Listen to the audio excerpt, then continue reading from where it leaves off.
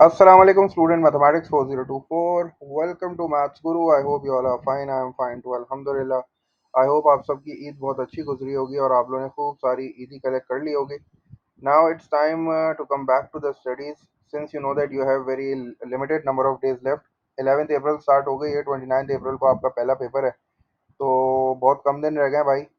तो थोड़ा सा ये कि अपने आप को अच्छी तरीके से समझाओ, रिश्तेदारों को, फैमिली को, दोस्तों को समझाओ कि भाई हमें थोड़ा सा जो है वो स्टडीज़ पे फोकस करने दो, डिस्ट्रैक्शंस जो है वो कम से कम रखो, ठीक है.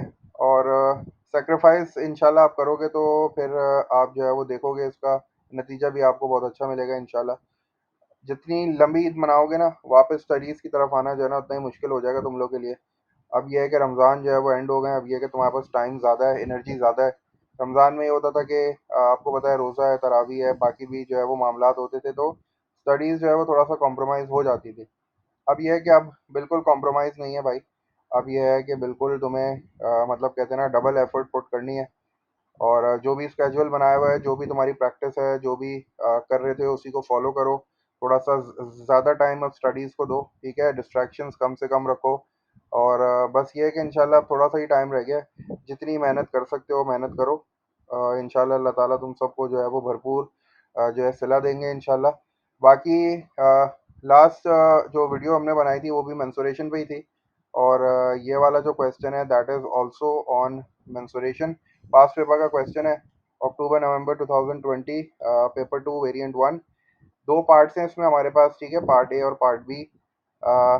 देखते हैं कि भाई क्वेश्चन में है क्या. Since it is related to mensuration तो एरिया वॉल्यूम इसी तरह की कोई चीज़ होने वाली है. आई होप ये वीडियो भी तुम लोग के लिए हेल्पफुल होगी इंशाल्लाह. So let's just start the video. हमारे पास जो है वो एक सॉलिड है अगेन, ठीक है. अच्छा, अब ये क्या चीज़ है, थोड़ा सा क्वेश्चन को रीड करते हैं. वो कह रहा है कि the diagram shows a garden shed positioned on a horizontal ground, ठीक है, ये एक गार्डन का शेड है. आपसे कह रहा है it is in the shape of a prism. अब देखो मैंने पहले ही शेप ऑफ प्रिज्म को अंडरलाइन कर लिया, लास्ट क्वेश्चन में भी हमने जो है ना वो प्रिज्म से रिलेटेड ही देखा था. अब यहाँ भी इसने हमें बोल दिया कि it is in the shape of a prism. इसका मतलब है कि ये शेप एक प्रिज्म है. और प्रिज्म के बारे में हमने लास्ट वीडियो में भी ये चीज़ हमने डिस्कस की थी कि प्रिज्म जो है वो ऐसा सॉलिड होता है जिसका क्रॉस सेक्शन जो है ना वो यूनिफॉर्म होता है, ठीक है.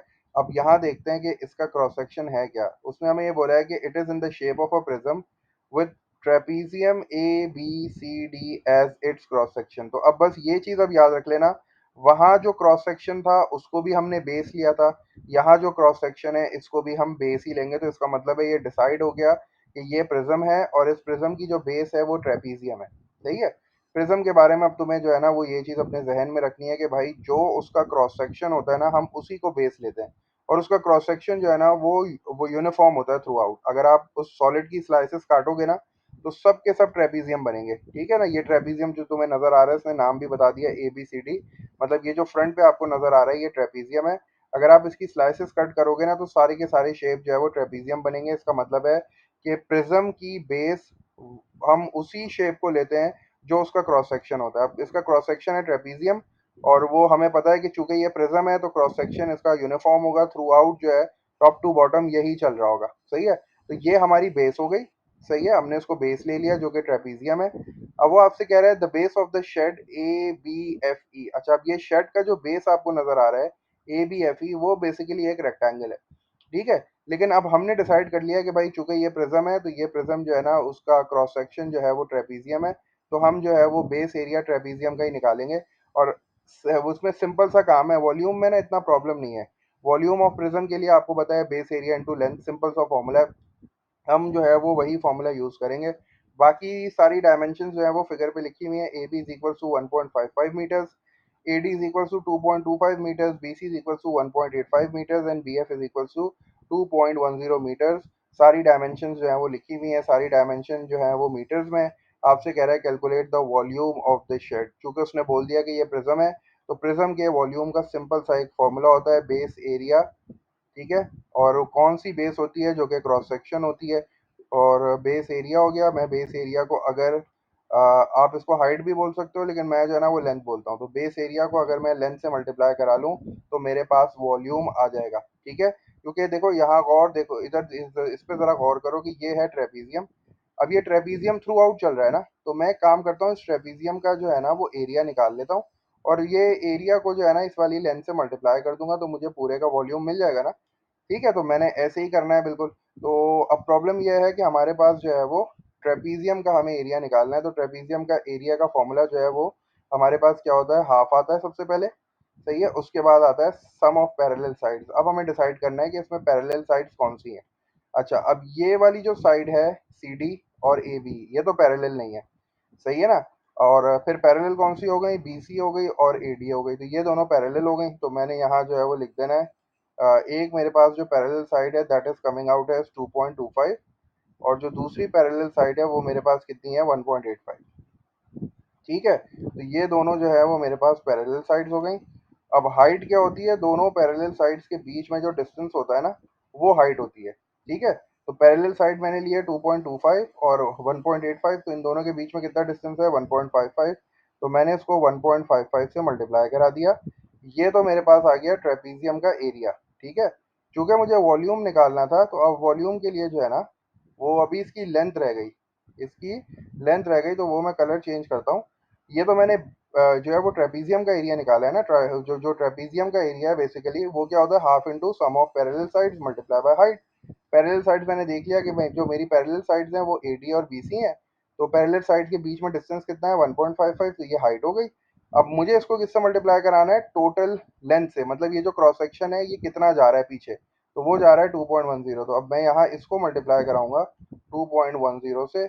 अब बस सिर्फ कैलकुलेटर यूज करना है, बाकी मेरा रिक्वायर्ड आंसर आ जाएगा बिल्कुल। ठीक है, तो पहले मैं एक काम ये कर लेता हूँ कि 2.25, ठीक है, 2.25 में मैं ऐड कर देता हूँ 1.85, तो ये मेरे पास कितना आ गया, ये मेरे पास आ गया 4.1। अब मैं क्या कर रहा हूँ, 4.1 को 2 से डिवाइड कर देता हूँ। 4.1 डिवाइडेड बाय 2 कर लिया मैंने, मेरे पास आ गया 2.05। मैं इसको 1.55 से मल्टीप्लाई कर देता हूँ। ठीक है, और उसके बाद आखिर में मैं इसको किससे मल्टीप्लाई कराऊंगा, 2.10 से। तो जो मेरा रिक्वायर्ड आंसर आ रहा है that is coming out as 6.672। सही है, तो मेरा जो वॉल्यूम आ रहा है वो कितना आ रहा है, मेरा वॉल्यूम आ रहा है 6.672। तो मैंने पूरा का पूरा जो है वो यहाँ लिख लिया है 6.672। चूँकि सारी डायमेंशन जो थी वो मीटर में थी, और वॉल्यूम का जो फिर जो है वो यूनिट क्यूब में होता है। इसका मतलब है कि मेरे पास जो आंसर आ गया वो आ गया 6.672 मीटर क्यूब। ठीक है, तो ये 3 मार्क्स का जो है वो बस इतनी कैलकुलेशन ही करनी थी। बस आपको ये आइडेंटिफाई करना होता है कि अगर प्रिज्म है तो उसका बेस क्या लें। तो बस ये चीज़ याद रखना कि भाई प्रिज्म का जो क्रॉस सेक्शन होता है ना वो यूनिफॉर्म होता है। तो आप क्रॉस सेक्शन जो चीज़ है ना आप उसी को बेस लोगे। सही है ना, उस बेस का एरिया निकाल लो और उसको जो है वो लेंथ से मल्टीप्लाई कर लो, तो you will be able to find the volume of any prism. किसी भी वॉल्यूम का प्रिज्म मिल जाएगा। कल वाले क्वेश्चन जो हमने किया था ना, जो हमने चीज की स्लाइस बोला था, उसका वॉल्यूम नहीं बोला था उसने निकालने के लिए, लेकिन अगर उसका भी वॉल्यूम निकालना हो तो हम बड़ी आसानी से निकाल लेते। हमने उसमें भी देखा था कि भाई उसका क्रॉस सेक्शन जो था वो यूनिफॉर्म था। तो जो भी क्रॉस सेक्शन था उसको बेस ले लो, लेंथ से मल्टीप्लाई कर लो, आपके पास वॉल्यूम आ जाएगा। तो हमने यहाँ भी ऐसे ही किया, सिंपल जो बेस थी ट्रेपीजियम थी, एरिया निकाल लिया और देख लिया कि भाई वो जो ट्रेपीजियम है वो कितना स्ट्रेच हो रहा है, उसकी लेंथ कितनी है, तो 2.10 थी, मल्टीप्लाई कर लिया, वॉल्यूम आ गया 6.672 मीटर क्यूब। पार्ट बी में कह रहा है the roof of the shed. ठीक है, the roof of the shed, ये जो आपको रूफ नजर आ रही है CDHG, इसको पेंट करना है। ठीक है ना, CGHD को जो है वो पेंट करना है, और आपसे कह रहा है कि 1 लीटर ऑफ पेंट जो है ना वो 2 स्क्वायर मीटर्स को कवर कर रहा है। इसका मतलब वो ये कहना चाह रहा है कि अगर मैं 1 लीटर पेंट लेता हूँ तो वो उससे कितना पेंट होगा, उससे 2 स्क्वायर मीटर या 2 मीटर स्क्वायर जो है ना वो पेंट होगा। तो अब पहले मैं एक काम ये कर लेता हूँ कि मैं अपनी इस रूफ का एरिया निकाल लेता हूँ। उसके बाद मैं डायरेक्ट प्रोपोर्शन यूज करके जो है ना देख लूंगा कि भाई कितना पेंट मेरा यूज हो रहा है। ठीक है ना, लीटर्स में आंसर आ जाएगा इसका सिंपल सा। तो पहले मैं एक काम करता हूँ कि यार मुझे जो है ना वो इस रूफ का एरिया निकालना है। अब रूफ मेरे पास जो है ना वो रेक्टेंगल है। ठीक है, तो रेक्टेंगल का एरिया निकालने के लिए क्या है, लेंथ इनटू विड्थ। तो ये इसकी लेंथ आ गई 2.10, लेकिन प्रॉब्लम ये है कि मेरे पास विड्थ नहीं है। ठीक है ना, तो विड्थ निकालने के लिए चूंकि ये ट्रेपीजियम है तो मैंने क्या किया कि भाई एक लाइन जो है ना इस तरह ड्रॉ कर ली। जब मैंने एक लाइन इस तरह ड्रॉ कर ली ना तो ये बन गया राइट एंगल ट्राइंगल, छोटा सा राइट एंगल ट्राइंगल है। जरा इसको यहाँ बनाते हैं ताकि चीज़ क्लियर हो जाए। इससे फ़ायदा क्या होगा कि मुझे जो है ना ये वाली साइड मिल जाएगी, मतलब मुझे DC मिल जाएगी। सही है, तो मुझे जो है ना वो डीसी फाइंड आउट करनी है। तो डीसी मैंने कैसे फाइंड की, एक राइट एंगल ट्राइंगल बना के। और जब मैंने राइट एंगल ट्राइंगल बनाया तो इसका मतलब है कि यहाँ मुझे पाइथागोरस थ्योरम यूज करना पड़ेगा, क्योंकि कोई एंगल तो नजर ही नहीं आ रहा। ठीक है, तो मुझे डीसी फाइंड करना है, मतलब मुझे हाइपोटेन्यूज फाइंड करना है। अगर मुझे हाइपोटेन्यूज जो है वो मिल जाएगा तो मैं रेक्टेंगल का एरिया बड़ी आसानी से निकाल सकता हूँ, क्योंकि मेरे पास ये लेंथ है, सी जी है मेरे पास। अगर मुझे डी सी मिल जाए, मैं दोनों को मल्टीप्लाई करूँ, मेरे पास एरिया आ जाए।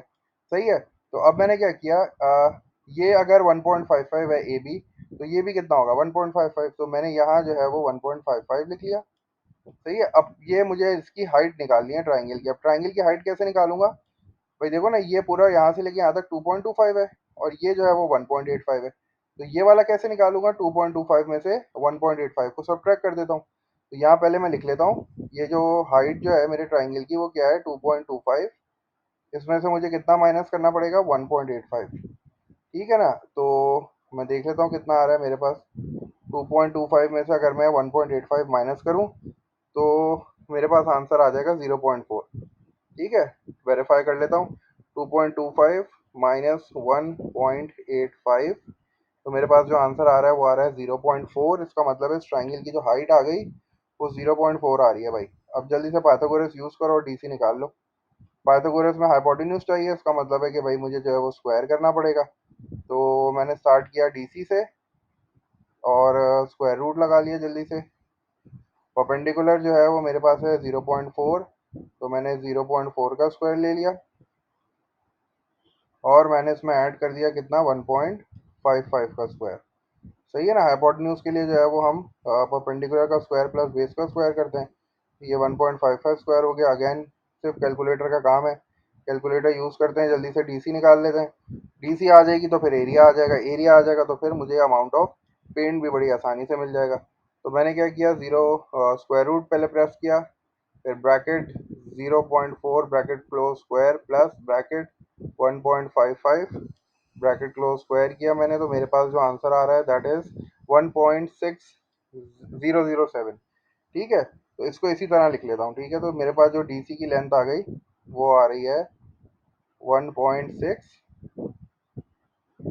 वैसे तो 3 डेसिमल प्लेस तक इनफ है, लेकिन चूंकि 7 आ रहा है तो मैं इसलिए लिख रहा हूँ 1.6007। ठीक है। अब आ गई DC.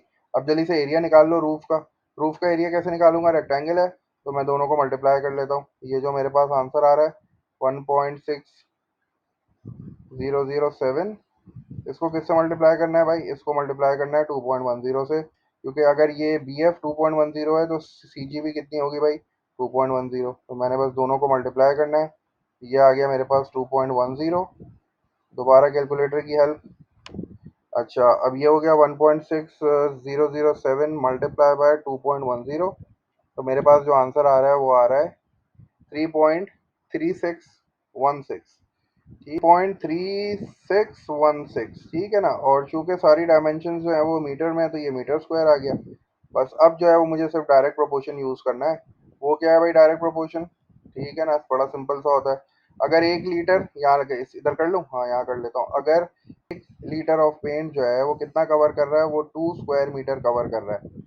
1 litre of paint covers 2 centimetre square. तो मेरे पास कितने आ रहे हैं भाई, मेरे पास आ रहे हैं 3.3616। तो इसके लिए मेरे पास कितना चाहिए होगा, ये चाहिए होगा x। तो क्रॉस मल्टीप्लाई कर लो फटाफट, ये इधर आ जाएगा, ये इधर आ जाएगा। x के लिए मुझे क्या करना पड़ेगा भाई, x के लिए मुझे जो है वो 3.3, ये हो जाएगा इस तरह। चलो ये यहाँ कर लेते हैं। ठीक है, ये हो जाएगा 2x is equals to this will be 3.3616। और since I have to find the value of x, ये वहाँ जाके डिवाइड हो जाएगा। बस अब डायरेक्ट कैलकुलेटर से जो है वो डिवाइड कर लेता हूँ। 3.3616 डिवाइडेड बाई 2 करूँगा तो मेरे पास कितना आंसर आ गया 1.68। और राउंड ऑफ नहीं कर रहा हूँ, 4 डेसिमल प्लेस तक लिख लेता हूँ, 1.6808। ठीक है ना भाई। वैसे तो 3 डेसिमल प्लेसेस जो है ना वो इनफ है मेरे ख्याल से, उससे ज़्यादा आपको लिखने की ज़रूरत नहीं है। चूँकि यहाँ मैंने कहा कि यार चलो वहाँ भी मैंने 3 लिखे हुए थे, यहाँ भी 4 थे, तो मैंने फिर 4 लिख लिए। If you want to write 1.681 भी, वो भी एक्सेप्टेबल हो जाएगा। तो 1.6808 जो है ना, वो लीटर्स मुझे चाहिए होगा पेंट का, in order to paint the roof, जो कि मेरा CGHD है, मतलब जो रेक्टेंगल है टॉप का रूफ, उसको पेंट करने के लिए मुझे जो अमाउंट ऑफ पेंट चाहिए that is coming out as 1.6808। ठीक है, तो ये 4 मार्क का था, और ये 3 मार्क्स का था। इसमें तो वॉल्यूम निकालना था, सिंपल फॉर्मूला यूज कर लिया हमने। तो अब बस, अब प्रिज्म में ये चीज याद रखना भाई, प्रिज्म में जो है ना, सिंपल सा वॉल्यूम का फॉर्मूला है बेस एरिया इंटू लेंथ, और बेस एरिया हम वही लेते हैं जो कि क्रॉस सेक्शन होती है, क्योंकि वो यूनिफॉर्म होती है।